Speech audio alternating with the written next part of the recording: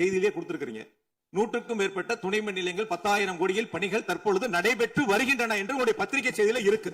அப்ப இதெல்லாம் கடந்த காலங்களில் தொடங்கப்பட்ட திட்டங்கள். நீங்க எதையும் தொடங்கலன்னு பொத்தாம் பொதுவா சொல்வதை விட்டுவிட்டு என்னென்ன கூடுதலாக நாம் எடுத்துக்கொள்ள வேண்டும் என்பதை கவனத்திலே இந்த அரசு கொள்ள வேண்டும். அதுல அவங்க வாங்கின லட்சணம், எந்த லட்சணத்தில் அந்த டிரான்ஸ்பார்மர் வாங்கப்பட்டது அப்படின்னு தெரியும். கடந்த ஆட்சியில் அறிவிப்புகள் மட்டும்தான் செஞ்சிருக்காங்க, எதையும் செயல்படுத்தவில்லை. அது இல்லாமல் அவர் சொல்லியிருக்கிறார், நாங்கள் அது சம்பந்தமாக வெள்ளை அறிக்கை 2 நாள்ல வெளியிடுவோம், நீங்க அமைதியா இருக்கலாம், 2 நாள் அது சம்பந்தம் வெளியிடுவோம். அது இல்லாமல் 90,000 டிரான்ஸ்பார்மர் வாங்கியதாக சொல்லியிருக்கிறார். அதில் 44,000 டிரான்ஸ்பார்மர் வாங்கியதற்கான சிபிஐ வழக்கு பதிவு செய்துள்ளது. அது இல்லாமல் அதற்கு முன்னால் இருந்த மின்சாரத்துறை அமைச்சர் அங்கே அமைதியா உட்கார்ந்து இருக்கிறார். முன்னால் இருந்த மின்சாரத்துறை அமைச்சர் அமைதியா உட்கார்ந்து இருக்கிறார். இது தேவையற்ற விவாதத்தை எழுப்ப வேண்டாம். சும்மா சொல்லக்கூடாது. நம்முடைய முதலமைச்சர் அவர்கள் ஆட்சிக்கு வந்த ஒரே மாசத்துல தமிழ்நாட்டிலே தன்னுடைய பெரம்பூர் தொகுதியை நம்பர் 1 தொகுதியாக மாத்தி காட்டிட்டார். எதுல நம்பர் 1 பாத்தீங்கன்னா, இன்னைக்கு தமிழ்நாட்டிலேயே மின்வெட்டுல நம்பர் 1 தொகுதி பெரம்பூர் தொகுதி தான். அதுவும் ஆளுங்கட்சிக்காரங்க என்ன தெரியுமா பேசிட்டு இருக்காங்க, அண்ணன் பவருக்கு வந்தா தமிழ்நாடு மாறும்னு பார்த்தோம், ஆனா அண்ணன் கைக்கு பவர் வந்த நாள்ல இருந்து தமிழ்நாட்டுக்கே பவர் போயிடுச்சு அப்படின்னு இன்னைக்கு ஆளுங்கட்சிக்காரர்கள் பேசிட்டு இருக்காங்க. மாண்புமிகு மின்துறை அமைச்சர், மாண்புமிகு பேரவைத் தலைவர் அவர்களே, மாண்புமிகு முதல்வர் அவர்களே, மாண்புமிகு எதிர்கட்சி தலைவர் சொல்றப்ப தமிழ்நாட்டுக்கு ஏதோ மின்வெட்டு இருக்குன்னு சொல்லியிருந்தாரு. நாங்கள் ஒவ்வொரு நாளும் தமிழ்நாட்டில் எங்கெங்க எதனால மின்வெட்டு உள்ளதுன்னு நம்ம பப்ளிஷ் பண்ணிட்டே வரோம், டேஷ்போர்ட் பப்ளிஷ் பண்ணிட்டே வரோம். அதுல எதனால என்ன காரணம்னு சொல்லிட்டே வரோம். இந்த துறை ஏன் இப்படி இருக்குன்னு நாங்க ஏற்கனவே தெளிவா சொல்லிடுறோம். இந்த துறையோடைய இன்னைக்கு நிதிநிலை அறிக்கையில இந்த துறையில 2.5 லட்சம் கோடி கடன் இருக்கு. அது இல்லாமல் இந்த துறையில எந்தவித இன்ஃப்ராஸ்ட்ரக்சர் டெவலப்மெண்ட்டும் இவங்க கடந்த 5 ஆண்டுகள் 15 ஆண்டுகள் செய்யப்படவில்லை. இது சம்பந்தமாக விரிவான வெள்ளை அறிக்கை விரைவில் வெளியிடப்படும் நம்ம ஏற்கனவே சொல்லியிருக்கோம். அது இல்லாமல் இந்த துறைக்கு கடந்த 5 ஆண்டுகளாக எவ்வளவு பேர் ஆள் எடுத்தார்கள் என்று, எவ்வளவு பேர் வேலைக்கு ஆள் எடுக்கப்பட்டது என்பதையும் நாங்கள் இன்னும் ஒரு சில நாட்கள்ல இதற்கான விளக்கமாக வெள்ளை அறிக்கையை நாங்கள் கண்டிப்பாக வெளியிடுவோம். இந்த துறையில் பாத்தீங்கன்னா இப்ப வேக்கண்ட் மட்டும் 70,000 வேக்கண்ட் இருக்கு. இது எல்லாம் சீரமைத்து இந்த ஒரு வாரமாக 10 நாட்களாக மொத்தம் 125 குழுக்கள் அமைக்கப்பட்டிருக்கு. இந்த துறையில நம்ம எதனால இந்த மின்வெட்டுகளை சரி செய்ய 125 குழுக்கள் அமைக்கப்பட்டு 500 பேர் வெளியிலிருந்து கான்ட்ராக்ட்லாம் எடுக்கப்பட்டு எங்கெங்கெல்லாம் மின்வெட்டுகள் இருக்கோ அது சரி செய்யப்பட்டிருக்கு. கடந்த ஒரு வாரமா நீங்க பார்த்திருப்பீங்க, ஒவ்வொரு நாளும் எதனால் மின்சாரம் தட்டுப்படுதுன்னு சொல்லி பப்ளிஷ் பண்ணிட்டே இருக்கோம். பொதுவாக குற்றச்சாட்டுகள் சொல்வதை தவிர்த்து விட்டு எங்க ஸ்பெசிபிக்கா எந்த நாள்னு சொல்லிட்டு பெரம்பூர்ல அதான் சொல்றோமே, பெரம்பூர்ல எத்தனை முறை மின்சாரம் தட்டுப்படுச்சு, எதனால தட்டுப்படுச்சு, எவ்வளவு நேரத்தில் அது சீர் செய்யப்பட்டது, சரி செய்யப்பட்டதுன்னு பார்த்திருக்கோம். எங்கெங்கெல்லாம் ஃபியூஸ் திருட்டுகள் நடக்கப்பட்டதோ அவர்களெல்லாம் கைது செய்யப்பட்டிருக்கிறார்கள். அதே மாதிரி வேற எங்கெல்லாம் சிசிடிவி இல்லாத இடத்தில் இருக்குதோ அங்கெல்லாம் ரோந்து பணிகள் அதிகரிக்கப்பட்டிருக்கு. கடந்த 10 நாட்களாக எங்கெங்கெல்லாம் தேவையில்லாமல் மின்வெட்டுகள் ஏற்படுத்தப்பட்டதோ, ஓவர்ஃப்ளோ லோடு அதிகமாக அனுப்பப்பட்டு அதெல்லாம் உடனடியாக சீரமைக்கப்பட்டிருக்கு. ஒவ்வொரு நாளும் குறைஞ்சது 50-55 இடத்துல மின்சாரம் தட்டுப்பாடு அங்கங்க மின்வெட்டு ஏற்படுது. ஸோ அதுல 35 இடத்துக்கு கீழேயாவது 1 மணி நேரத்துக்குள்ள சரி செய்யப்பட்டு வருகிறது. அதுக்கான டேஷ்போர்டுக்கு தெளிவாக எதிர்க்கட்சி தலைவர் பார்த்து விட்டு பேசினால் நன்றாக இருக்கும். மாண்புமிகு முன்னாள் அமைச்சர் மாண்பு உறுப்பினர் செந்தில் பாலாஜி அவர்கள். எதிர்கட்சி தலைவர்கள் சொன்னார்கள் மின்வெட்டு சம்பந்தமாக. இப்போதைய அமைச்சர் அவர்கள் அது குறித்து கருத்துக்களை சொன்னார்கள். கடந்த 5 ஆண்டுகளில் சீரான மின் விநியோகத்திற்கு 393 துணை மின் நிலையங்கள் அறிவிக்கப்பட்டு அதற்கான பணிகள் பெரும்பான்மையாக முடிக்கப்பட்டு பயன்பாட்டிற்கு கொண்டு வரப்பட்டிருக்கின்றன. ஒவ்வொரு ஆண்டும் தேவைக்கேற்ப கூடுதல் மின் தேவை ஏற்படுகின்ற பொழுது அதற்கான ஏற்பாடுகள் செய்யப்பட்டு புதிய மின் உற்பத்தி திட்டங்கள் வரை அறிவிக்கப்பட்டு அது செயல்பாட்டுக்கு கொண்டு வரப்பட்டிருக்கின்றன. ஏறத்தாழ 90,000 மின்மாற்றிகள் கடந்த 5 ஆண்டுகளில் புதிதாகவும் பழுந்தடைந்ததையும் மாற்றி சீரமைக்கப்பட்டன. ஒரு அமைச்சர்கள் ஒரே நிமிஷம் சொல்லி முடிச்சார். அதாவது ஒவ்வொரு ஆண்டும் கூடுகின்ற பொழுது மின் தேவை கூடுகின்ற பொழுது அதற்கான ஏற்பாடுகளை நிர்வாக ரீதியாக செய்ய வேண்டியது அரசினுடைய கடமை. ஒரு அரசு பொறுப்பேற்ற பிறகு முதல் முறையாக அந்த அரசினுடைய துறையினுடைய உயர் அதிகாரிகளை அழைத்து ஆய்வுக் கூட்டங்களை நடத்தி என்னென்ன குறைபாடுகள் இருக்கின்றன அதை எப்படி நிவர்த்தி செய்யலாம் என்பது களையெடுக்க வேண்டியது அரசினுடைய கடமை, துறையினுடைய கடமை. எனக்கு தெரிந்தவரை இதுவரை மின்துறையில் அந்த மின் விநியோகத்தில் இருக்கக்கூடிய துறையினுடைய அதிகாரிகள் ஆய்வுக் கூட்டங்கள் வரை இதுவரை நடைபெறவில்லை. அதைத்தான் அங்கிருக்கு பணியாற்றக்கூடியவர்கள் சொல்கின்றார்கள். இப்பொழுது இருக்கக்கூடிய பணியாளர்களை வைத்துத்தான் கடந்த 5 ஆண்டுகளும் மிக சிறப்பாக எந்தவித மின் தடையும் இல்லாமல் சீரான மின் விநியோகம் வழங்கப்பட்டன. எனவே கடந்த காலங்களில் இருக்கக்கூடிய குறைகளை தொடர்ச்சியாக ஒரே கருத்துக்களை முன்வைப்பதை விட இந்த அரசு துறையினுடைய அதிகாரிகளை அழைத்து ஆய்வுக் கூட்டங்களை நடத்தி கடைமடை வரை மின் விநியோகம் சீராக எடுத்து செல்வதற்கான முன்னெடுப்புகளை எடுக்க வேண்டும். எங்களுடைய எதிர்க்கட்சி தலைவர் துணை முதலமைச்சராக இருந்த பொழுது அவருடைய சேப்பாக்கம் திருவல்லிக்கேணியிலேயே பல்வேறு மின் திட்டங்களை தங்களுடைய திருக்கரங்களால் தொடங்கி வைத்திருக்கின்றார்கள். அது அனைத்து தொகுதியிலும் அனைத்து மின் திட்டங்களும் சிறப்பாக கடந்த 5 ஆண்டுகளில் நிறைவேற்றப்பட்டிருக்கின்றன. அதையும் நீங்கள் எடுத்து பார்த்து இனி என்னத்தை நீங்க உங்களுடைய பத்திரிகை செய்தியிலேயே கொடுத்திருக்கிறீங்க. 100க்கும் மேற்பட்ட துணை மின் நிலையங்கள் 10,000 கோடியில் பணிகள் தற்பொழுது நடைபெற்று வருகின்றன என்று உங்களுடைய பத்திரிகை செய்தியில இருக்கு. அப்ப இதெல்லாம் கடந்த காலங்களில் தொடங்கப்பட்ட திட்டங்கள். நீங்க எதையும் தொடங்கலன்னு பொத்தாம் பொதுவா சொல்வதை விட்டுவிட்டு என்னென்ன கூடுதலாக நாம் எடுத்துக்கொள்ள வேண்டும் என்பதை கவனத்திலே இந்த அரசு கொள்ள வேண்டும். அறிவிப்புகள் நிறைய செஞ்சிருக்கோம். கடந்த ஆட்சியில் அறிவிப்புகள் மட்டும்தான் செஞ்சிருக்காங்க, எதையும் செயல்படுத்தவில்லை. அது இல்லாமல் அவர் சொல்லியிருக்கிறார், நாங்கள் அது சம்பந்தமாக வெள்ளை அறிக்கை 2 நாள்ல வெளியிடுவோம். நீங்க அமைதியா இருக்கலாம், 2 நாள்ல அது சம்பந்தம் வெளியிடுவோம். அது இல்லாமல் 90,000 டிரான்ஸ்பார்மர் வாங்கியதாக சொல்லியிருக்கிறார். அதில் 44,000 டிரான்ஸ்பார்மர் வாங்கியதற்கான சிபிஐ வழக்கு பதிவு செய்துள்ளது. அதுல அவங்க வாங்கின லட்சணம், எந்த லட்சணத்தில் அந்த டிரான்ஸ்பார்மர் வாங்கப்பட்டது அப்படின்னு தெரியும். அது இல்லாமல் அதற்கு முன்னால் இருந்த மின்சாரத்துறை அமைச்சர் அங்கே அமைதியா உட்கார்ந்து இருக்கிறார். முன்னாள் இருந்த மின்சாரத்துறை அமைச்சர் அமைதியாக உட்கார்ந்து இருக்கிறார். இது தேவையற்ற, அதாவது இது தேவையற்ற விவாதத்தை எழுப்ப வேண்டாம். 2 நாட்கள்ல வெள்ளை அறிக்கை வெளியிடப்படும். அதற்கப்புறம் மின்சாரத்துறை மானிய கோரிக்கை சம்பந்தமாக அடுத்து மின்சாரத்துறை மானிய கோரிக்கை வரும்பொழுது தெளிவாக பேசிக் கொள்ளலாம்.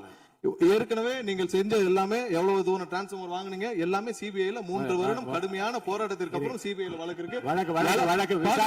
எல்லாம் விரிவாக மின்சாரத்துறை மானிய கோரிக்கை எப்ப பேசிக்கலாம். 2-3 நாட்களில் வெள்ளை அறிக்கை வெளியிடப்படும், அப்போது பேசிக் கொள்ளலாம்.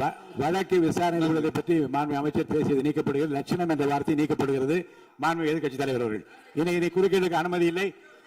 மாண்பு எதிர்க்கட்சி தலைவர் இன்னைக்கு அவங்க பேசி முடிக்கணும். அவங்க பேசி முடிக்கணும். மாண்பு எதிர்க்கட்சி தலைவர் சரி விடுங்க. என்ன சொல்லுங்க, சீக்கிரமா சொல்லுங்க.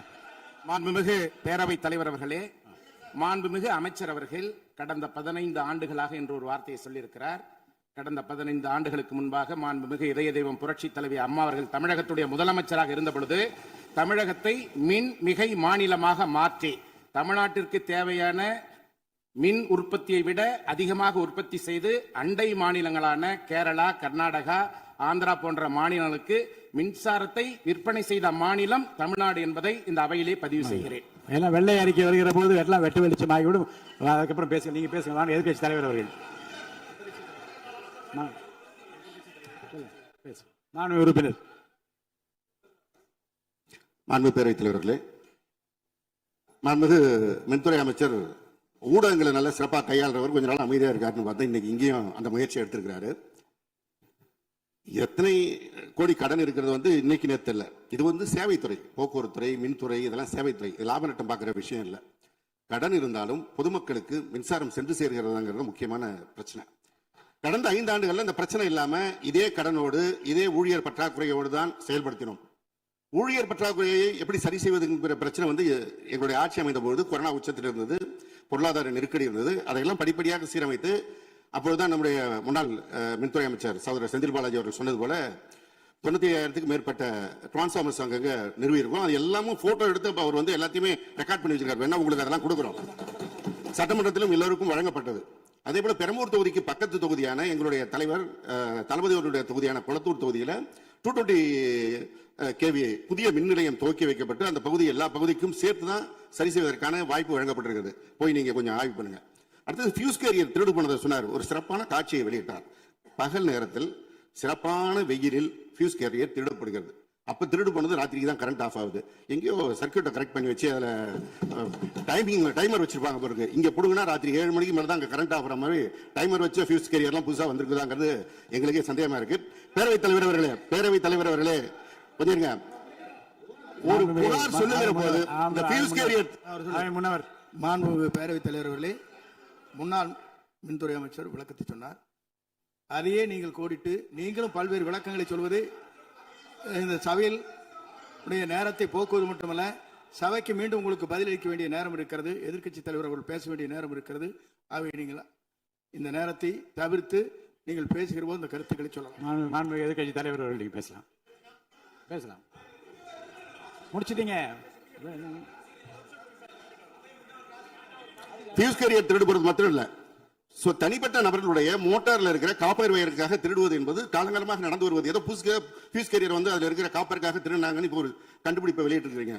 இது தனியாருக்கு நடப்பது, அரசுக்கும் நடப்பது. ஆனால் அந்த ஃபியூஸ் கேரியர் எந்த நேரத்தில் திருடப்பட்டது என்ற காட்சியை நீங்கள் தான் வெளிப்படுத்தினீர்கள். அதற்கும் இதற்கும் சம்பந்தம் இல்லை. எனவே வெளியில பேசுற மாதிரியே சபையில் பேச வேண்டாம் என்பதை தயவு செய்து கேட்டுக்கொள்கிறேன். நேரத்தை பத்தி அவை முன்னவர் சொன்னீங்க. நம்முடைய அவைத்தலைவர் தான் 50 நிமிஷமா பேசிட்டு இருக்காரு. நாளில் ஒரு பகுதி நேரம் அண்ணன் தான் பேசிட்டு இருக்காரு. அப்படி திருப்பி பேசுங்க. மாண்புமிகு எதிர்க்கட்சி பேரவைத் தலைவர் அவர்களே, அவைத்தலைவரை பற்றி சொல்லவே கூடாது, சபையில் இடம்பெறக்கூடாது என்பதை தெரிவித்துக் கொள்கிறேன். மாண்புமிகு எதிர்க்கட்சி தலைவர் அவர்கள். நான் கேட்டுக்கொள்வதெல்லாம் நீங்க இந்த மின்வெட்டு பிரச்சனையால தமிழ்நாட்டை இருட்டாக்கி முதலீடுகளை கோட்டை விட்டுறாதீங்கன்னு தான் உங்களை எல்லாம் கேட்டுக்கொள்கின்றேன். அதே மாதிரி நம்முடைய மின்சாரத்துறை அமைச்சர் வந்து 2 நாட்கள் பொறுமையா இருங்க, 2 நாட்கள் பொறுமையா இருங்கன்னு சொல்லும்போது எனக்கு அடுத்த 2 நாட்களுக்கு தமிழ்நாட்டில் மின்சாரம் இருக்குமா இல்லையா, இல்ல நாங்க எல்லாம் பொறுமையா இருக்கணும்னு அதை சிம்பாலிக்கா சொல்றாரா அப்படிங்கிற சந்தேகம் எனக்கு இருக்கு. இன்னைக்கு எங்க பார்த்தாலும் அறிவிக்கப்படாத ஒரு மின்வெட்டாக இருக்கு. குடும்பங்கள்லாம் குழந்தைங்களை கூப்பிட்டு வந்து சாலை மறியலில் ஈடுபட்டு இருக்காங்க. சில நாட்களுக்கு முன்பு எங்களுடைய திராவிட முன்னேற்ற கழகத்தின் சார்பாக ஒரு பொதுக்கூட்டம் அம்பத்தூர்ல ஒரு பொதுக்கூட்டம் ஏற்பாடு பண்ணியிருந்தோம்.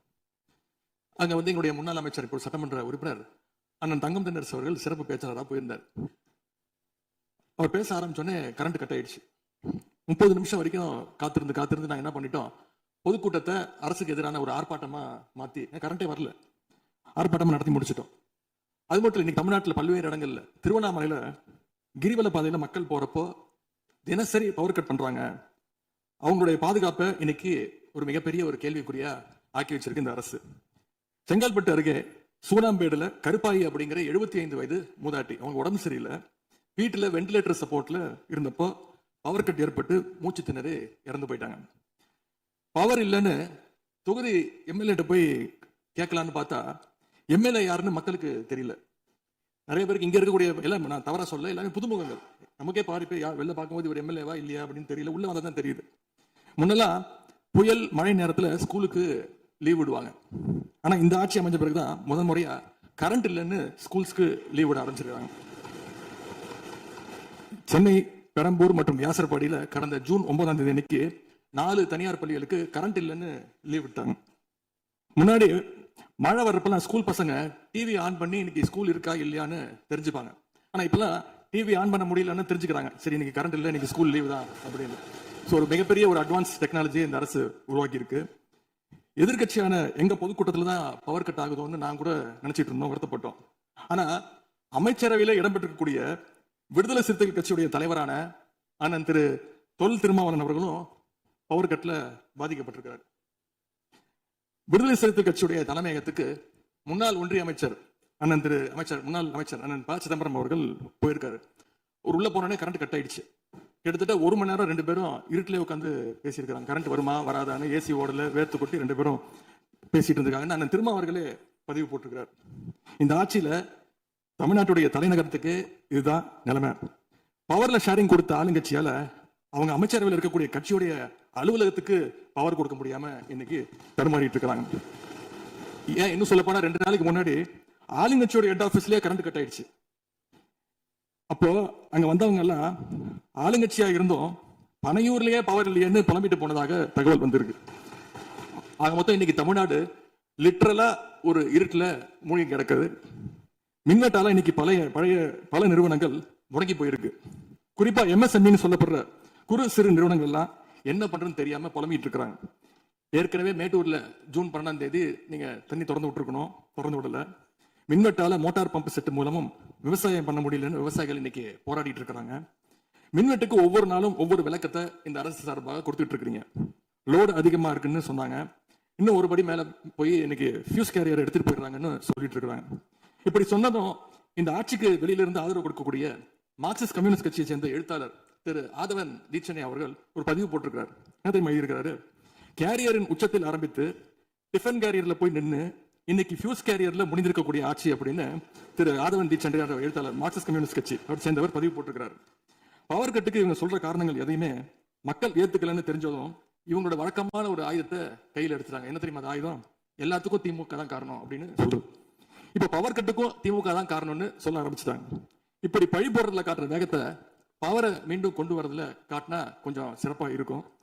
எங்க ஆட்சியில ஏற்படாத மின்வெட்டு இந்த ஆட்சியில தொடர்ந்து இவ்வளவு அதிகமாக ஏற்பட என்ன காரணம்? அரசுடைய நிர்வாக திறமையின்மையா, இல்ல உண்மையிலேயே ஏதாவது டெக்னிக்கல் இஷ்யூஸ் இருக்கா?